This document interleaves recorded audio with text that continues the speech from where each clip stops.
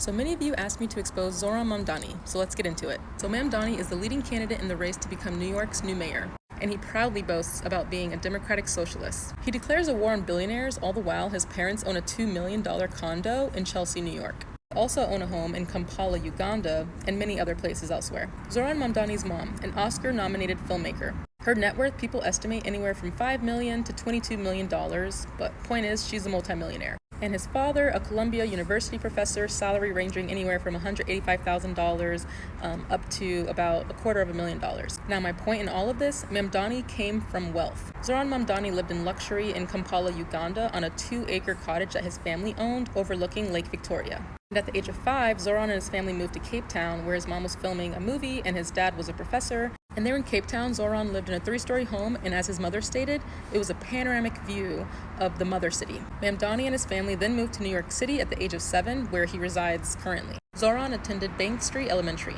That school now costs $66,000 a year for elementary school students. Now, you may be thinking, he lived a privileged upbringing, maybe he didn't like it, and now he decides to no longer profit off of his parents. And now because of that, he has a radical view on wanting to just have no billionaires in existence, but wrong. So in his 33 years of life, he's worked a total of 3 years. From his attempts of being a rapper, to being a housing coordinator, to only recent years becoming an assembly member of New York City. Now, why do I mention his lack of work experience? He acquired a college degree at a very prestigious private school. He attended Bowdoin College. So you've got to ask, how was he able to afford his prestigious college, as well as then later in life living in the most expensive state, New York?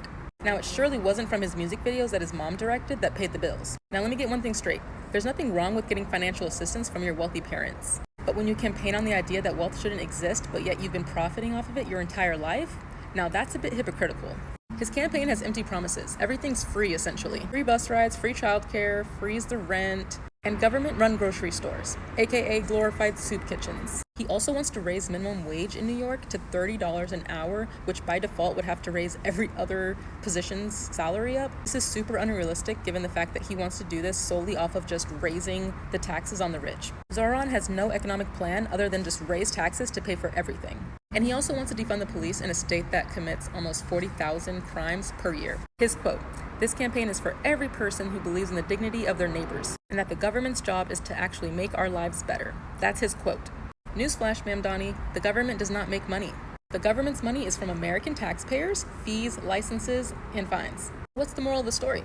Mamdani's actions do not line up with his words.